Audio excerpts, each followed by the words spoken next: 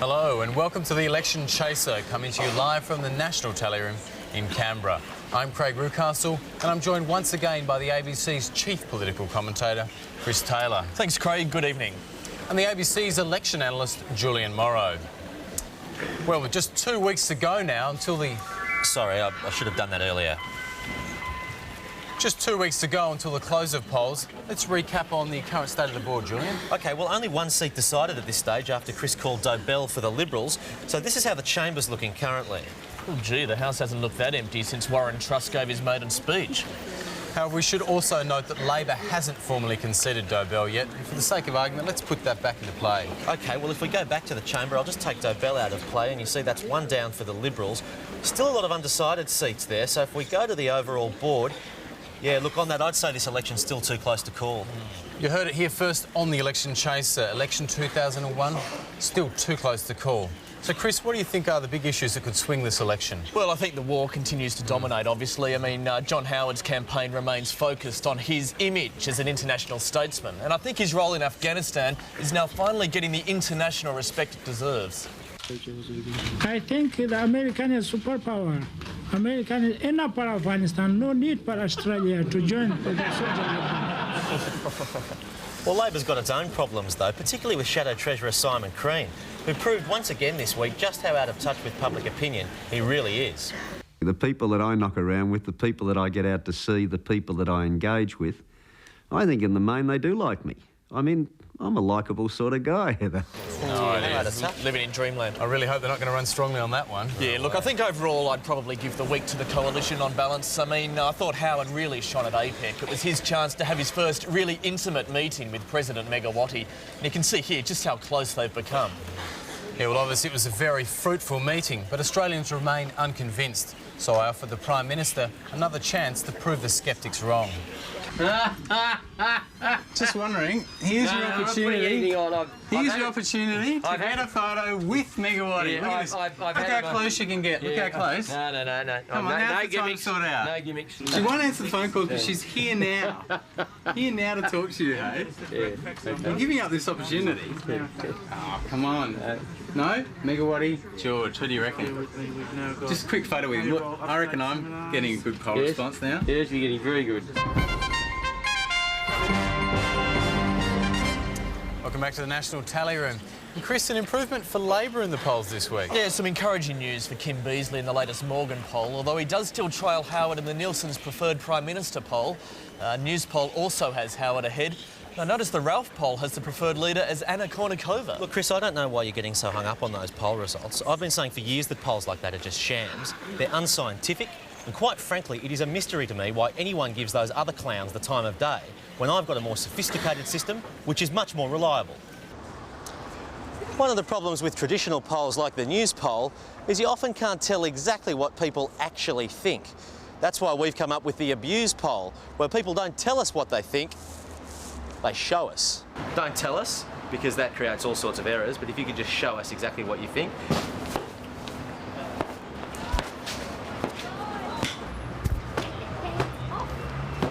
Be silent, be silent, Philistine, be silent, be silent, be silent. Yeah, OK, we get that? One for Mr Beazley.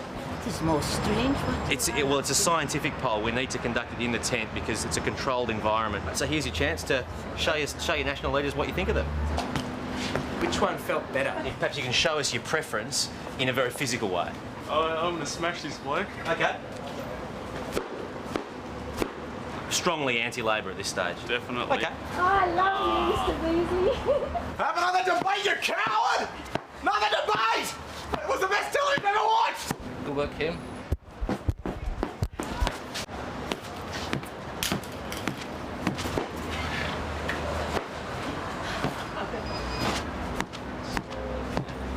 You get that? Unambiguous. Sure. OK, that's a vote for Mr Beazley. I want to knock his head off. Give John a kiss.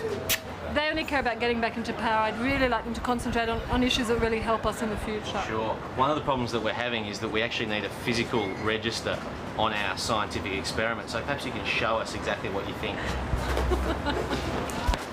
What Beazley really needs is a good nipple grip. That's what he needs. That's what he needs. So I won't hug Kim Yep, but John can get it there. Where are they? Clearly they're not there. They're trying to do a public service, and I don't think that taking something like that and giving one of them a whack is appropriate. A lot of people have been saying this is a public service, actually. Do you feel better after that? Yes, I do. Here is a message on behalf of the Australian Labor Party. Kim Beazley stands for turning away boatloads of refugees, just like John Howard. Kim Beazley stands for Australian troops fighting in Afghanistan, just like John Howard. Everything that the Prime Minister has said goes for me too. That's what I stand for. Written and authorised by Kay Beazley in close conjunction with the Liberal Party. Well, yesterday, of course, the Liberals had their official campaign launch in Sydney. It was a big day, and our man Chaz Licciardello was there. I'm down here at the Liberal Party launch because basically I love the Liberal Party. I love the fact they support small business. So here I am trying to make a quid on their inevitable victory because let's face it, we all know it's going to happen. I've got just the merchandise to celebrate. The Tampa in a bottle. All your Christmas islands will come at once with this one. G.I. John. The greatest Australian hero, everyone's favourite reaction figure. But while you're stormtrooping around Afghanistan, you might need a little backup, and you know who to call. The George Bush attachment. The George Bush attachment comes to perfectly fit John Howard, so whatever George Bush does, John Howard does too. For those formal occasions, the APEC jacket. Who could resist? But of course, all these items are just a little bit pricey, I know. So for your average Liberal punter who doesn't have a lot of money to spend, but would really love to show their support for the Liberal Party, what we got here is just an old-fashioned kissing booth. Robert Menzies ass. Why not put your money where your mouth is? I know I give it a peck every morning. Hey, sir, how are you? Hello. I got some great merchandise for you here. What do you reckon? I can see that. That's Celebrate very the Liberals' victory before it happens. Ideal for any mantelpiece. Where do the proceeds go to? The proceeds go to me. You lucky fella, I should have thought of something like that. That's right, that's right. G.I. John doll. What do you reckon? This is pretty good, don't you think? It's magnificent. Are you going to be the last Liberal without a G.I. John doll? G.I. John better doll. with your time instead of criticising the Liberal Party and go and do something productive. I'm just trying to make a quid. It's just a struggling small business. Waste of time. Get a life. Why you think of... you've got to take this thing. You got kids? No, Kids you will love can start it. handing stuff around like that, you could finish up getting yourself hurt. Oh, why do you think that for, sir? Very easily. G.I. John. Yeah. Don't reckon that's cool? I reckon the kids will love He's it. keeping Australia safe. He absolutely is. Oh, so close, but still. Malcolm Fraser said life wasn't meant to be easy. Malcolm Fraser. Robert Menzies ass, what do you say? Fantastic. Every good Liberal won a peck. A kissing booth, you'll love it. Robert Menzies ass. Majesty was excellent Prime Minister. That's right, that's why you should have a kiss. Only for... His mother. Yes, his mother. You are not man. Jeez, dear, tough today. They're not kidding when they say the economy's slowing down. I mean, if you can't move this stuff at a Liberal Party launch, where can you move it? Guess that's one more small business going under. Election. Which one was that? Oh, the national election. I am a young Liberal, and I'm fucking proud of it. And John Howard and your GST, mate, bring it on any day. Announcing a very special piece of vice-regal memorabilia. The Governor-General's rubber stamp. This timeless anachronism is ideal for endorsing any decision that's already been made. I finished the shopping. It's not finished yet. The Governor-General's rubber stamp is perfect for making a purely symbolic contribution to your household. I'll just play my part. You can give your assent to just about anything. What do you think? I'll ratify that. The Governor-General's rubber stamp. It's an offer not even Sir John Kerr could dismiss. Welcome back. We're in the National Tally Room where Australia's future hangs in the balance. And it's been another tricky week for the Democrats. Well, they tried to. The leader, Natasha Stott-Despoja, found out this week that she doesn't relate to youth nearly as well as she thought. And then there was the controversy over their preference deal with the major parties. Yeah, that's right, in line with the Democrats' new policy of keeping the bastards in Parliament. Yeah, that's right. Now, I wouldn't mind having a look at more seats, Julian. Can we have a look at the seat of Afghanistan? Sure, I'll just bring that up. Afghanistan, obviously a new seat in this election. Well, it's a really crucial seat, isn't it? In fact, I'd suggest that whoever wins Afghanistan will probably take out the election. Yeah, and the war's really dominating as the big local issue over there. As you'd expect, look, the coalition polling very strongly. Well, they've poured an enormous amount of resources into the seat. I mean, 1,500 campaigners, millions of dollars. Yeah, it's going to be very hard for the coalition to lose that from here. And the fact is they've really got to win Afghanistan, don't they? Because it's now becoming clear they're not going to hold Indonesia. Can we just bring that up? Yeah, the Libs are having real trouble getting their message heard in Indonesia. They've pretty well given up on it, and I'm actually predicting that Indonesia will go to an independent on local issues. You're watching The Election Chaser live from the National Tally Room. This child has been abused. At just 4 months old, Amy was taken from the arms of her mother and kissed by a politician. Every election, thousands of young babies like Amy are cynically exploited for political gain. These babies need your help. Please call now. Together we can stop this needless slobber. The issues: leadership. Beazley and Howard are both very qualified wartime leaders. Kim Beazley was Defence Minister 11 years ago, during peacetime. John Howard has been a wartime Prime Minister for a month. Both have proven their leadership qualities by agreeing to follow whatever George Bush says.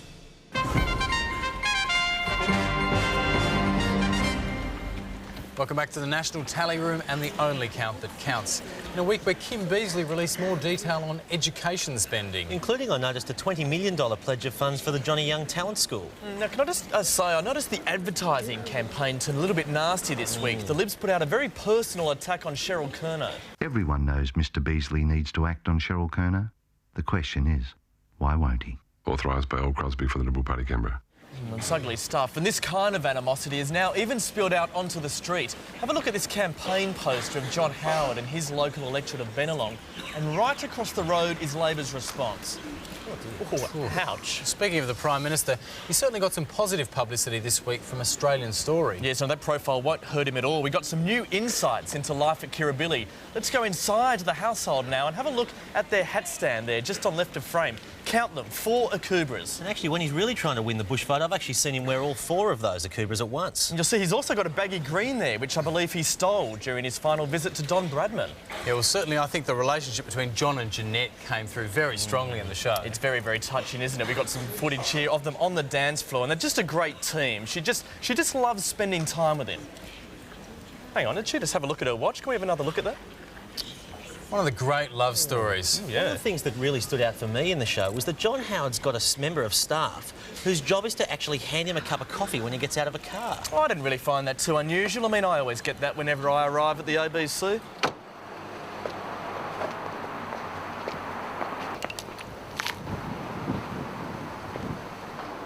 The recent tragic events in the United States continue to touch our world.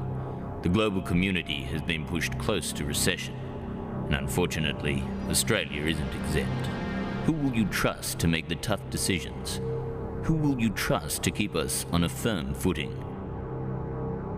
John Howard, a vote for stability. Keep Australia in safe hands.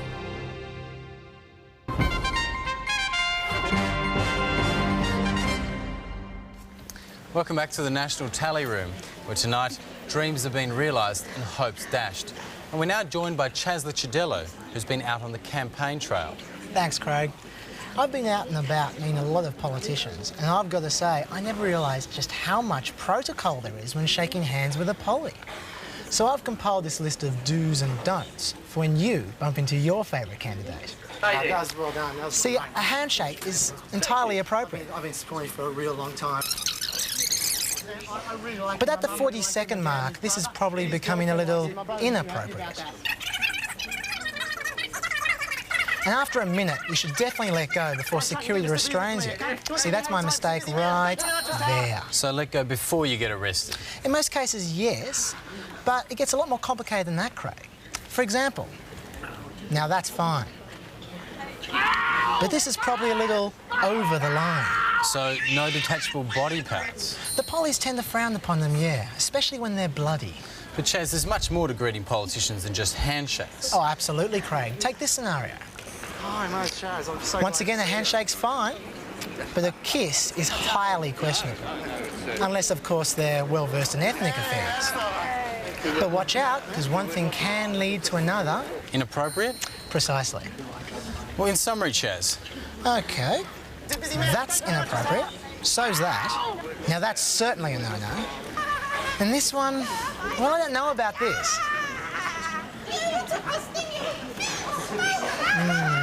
I'm leaning towards inappropriate. Thanks, Chaz. We now cross live to the Wentworth Hotel in Sydney, where the Liberal Party traditionally gathers on election night. Charles Firth, any news of when Howard will be making a statement? No sign of the PM as yet. I did speak to a doorman and he said that there was no indication that the PM would even turn up tonight. Oh dear, well that's very telling, isn't it? It's now looking almost certain that we won't get a result tonight. In fact, it may be a couple of weeks before we know who's going to form government. Well, if the Liberals are going to win, they're certainly going to need to rely on the Nationals. But unfortunately for their leader, John Anderson, few people seem to know who he is or what he looks like. I went up to Tweed Heads for the National Party launch and had a very hard time finding him. You seen John Anderson around today? Who's John Anderson? He's Deputy Prime Minister. Of the country? Yeah, of Australia.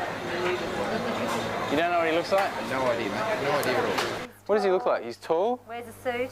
Wears a suit. Pretty nondescript.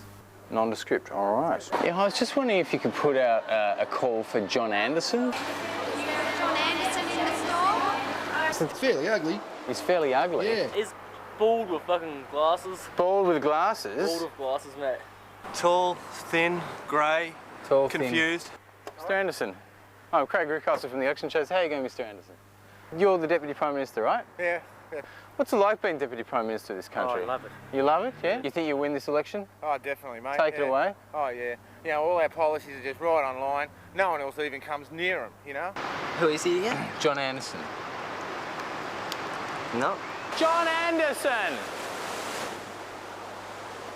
Is any of you John Anderson? It seemed no one knew what he looked like, so I decided to try the National Party launch. John Anderson is unquestionably committed and dedicated and devoted. No, what does he look like? Oh, to look like? Yeah, what does he look like? So he's popular with the ladies? Popular with everyone, but apparently has a certain glamour and appeal that I don't naturally feel, but members of the opposite sex do. John, you want to see him over there, you know, don't you? Which one's John? John Anderson. It's not that guy. No, that's not him. No, I didn't think so. No, look, that's some imposter we brought in. Yeah. Peter McGoran said that wasn't John Anderson. No, that is John Anderson there. John Anderson. Oh, John Anderson, how do you do? No, I'm not John Anderson, you're John Anderson. This is so confusing, isn't it? You guys should just get together and get it to right who's the leader and who's John Anderson. Because that's someone's gonna ask you someday. Excuse me, mate. How are you? You don't know what John Anderson looks like, do you? Do you know what John Anderson looks like? I've been looking for him. He's Deputy Prime Minister of the country, I think. Yeah, that's me. This is the third one I've met today. You sure? I think I've been taken for a ride here. You sure? Are there three of us? You don't quite fit the description I've been getting. Oh, what was the description? Well, you're tall, you're tallish. You're meant to have darker hair. You're a good-looking man, are you? Look, I reckon you haven't been letting me. All right, I'll tell you what. If you do see him, tell him Craig's looking for him, all right? Thanks anyway. Tell him Craig's looking for him. Craig's looking for him, all right? Yeah, all right. The issues: education. Liberal policy is to give more money to private schools because that's where their children are enrolled. The Labor policy is to give more money to public schools to help ease their guilt that they send their children to private schools too.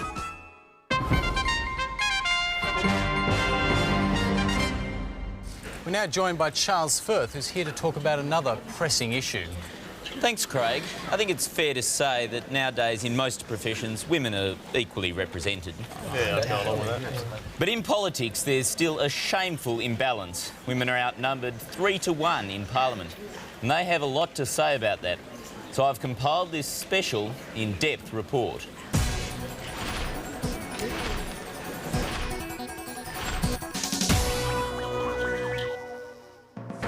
Women. They're everywhere. In fact, 51% of the population is, you guessed it, women. I spoke to an expert in statistics. If this lemon meringue were our population, how much of it would be women? But if this pie were our parliament, how much would be women? That's a pretty small serve. So what are we doing about it? Already we've seen some big changes. The chairman of a Senate committee is now called chairperson, plus our sports minister is a woman. So why aren't there more women in Parliament? I spoke to a woman. The problem is part of the wider system of patriarchal structural apparatus of social relations. Critics label this as simplistic. Others think there are no women in Parliament because men are better at politics. Yet our research suggests that a mediocre man can be easily matched by a mediocre woman. The sad thing is that the solution is so simple. Manners. It's time male MPs stood up for women's rights. Come on, fellas, give up your seats for the ladies. Maybe that way we can get more chicks in the big house. Tell you, I'm pretty happy. She hasn't changed from day one. She's had that smile on her face from the first day that I met her.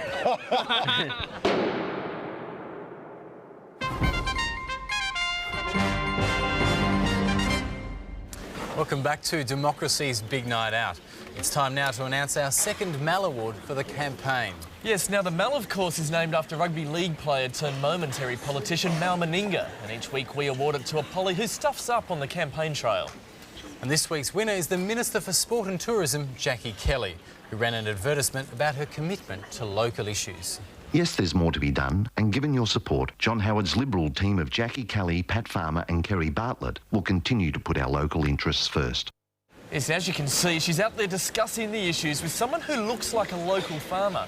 Only problem is that he isn't actually a farmer, but rather a Liberal Party staffer. His name is Ben Davies. He works as a researcher for Tony Abbott. In fact, he doesn't even live in Jackie Kelly's electorate of Lindsay, but rather miles away in the inner city of Sydney. Well, Jackie Kelly's clearly very close to the people of her electorate, and that certainly makes her a very worthy winner.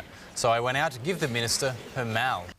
Jackie Kelly, a very special moment for you. This is the awarding of the Mal Award. You are this week's winner. Round of applause, everyone. Come on, yeah. Are you very proud? Very proud. You've got to know what this wonderful award is for. I know what it's for. What's it for? No, I'm not telling. This is for your wonderful advertisements about putting local communities first.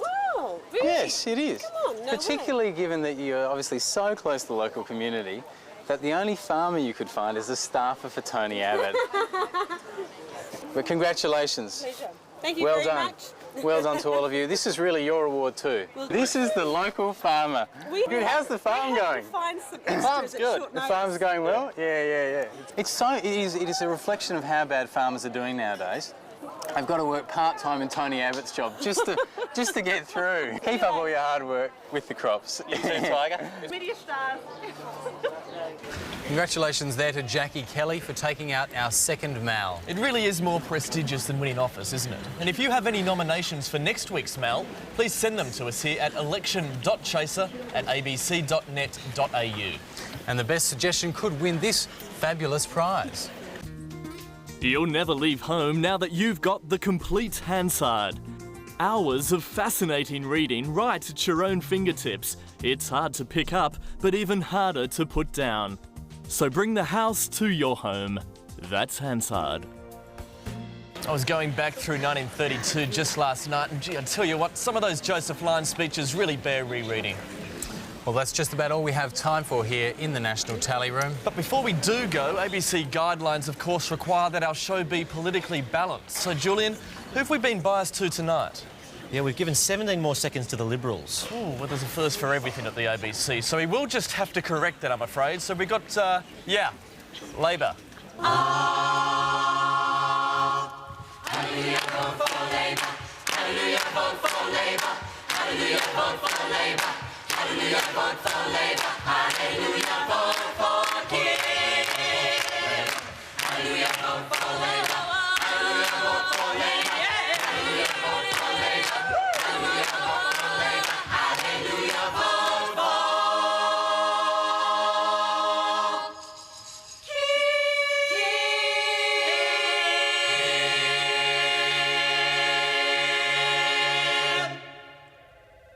Once again, we're just waiting for the all clear from the ABC board. Yeah, well, Michael Kroger wasn't so keen, but the rest say it's fine. All right, well, join us again next week on the Election Chaser as we bring you all the results as they come to hand. We'll leave you tonight with more of that rare but satisfying vision of Bronwyn Bishop being accosted by a bumblebee. Good night.